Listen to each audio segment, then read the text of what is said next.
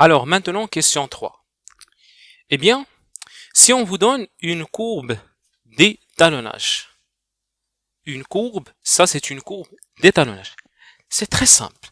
Donc, vous avez ça, c'est l'absorbance en fonction de la concentration. D'accord? Donc, quand je parle de l'absorbance, c'est-à-dire que c'est l'absorbance d'une solution colorée.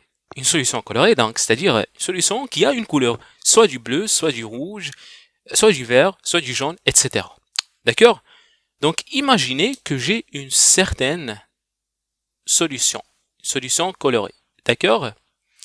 Et que je mesure l'absorbance de cette solution. Donc là, j'ai un capteur là, bon, ce qu'on appelle, entre parenthèses, un spectrophotomètre. Ce spectrophotomètre, il mesure l'absorbance. D'accord? Imaginez que je mesure l'absorbance de cette solution. Donc on mesure l'absorbance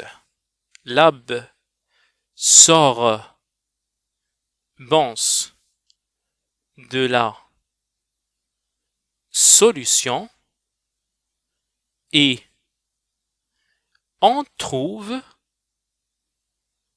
que l'absorbance égale à 0,8. D'accord?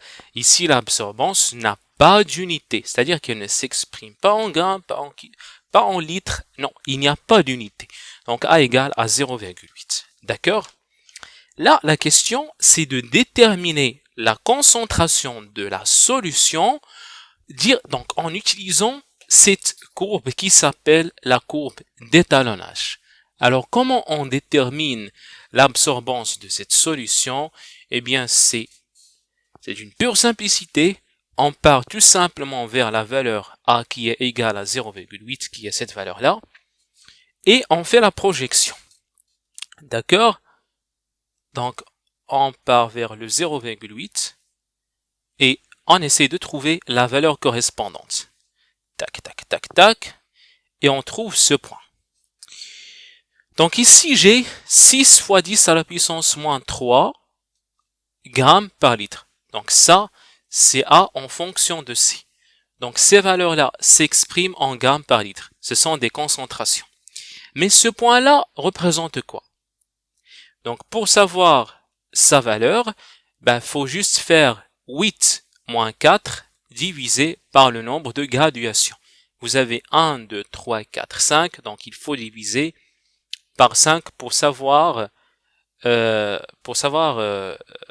quoi correspond chaque graduation.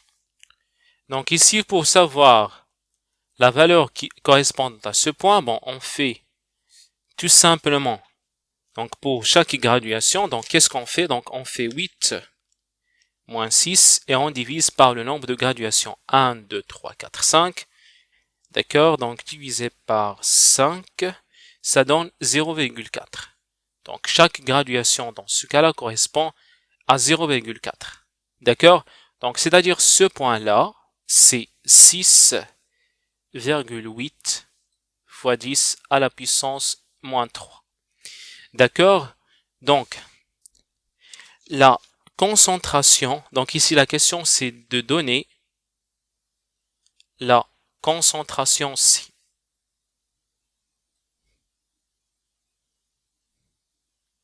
Donc la réponse, c'est d'après le graphique C.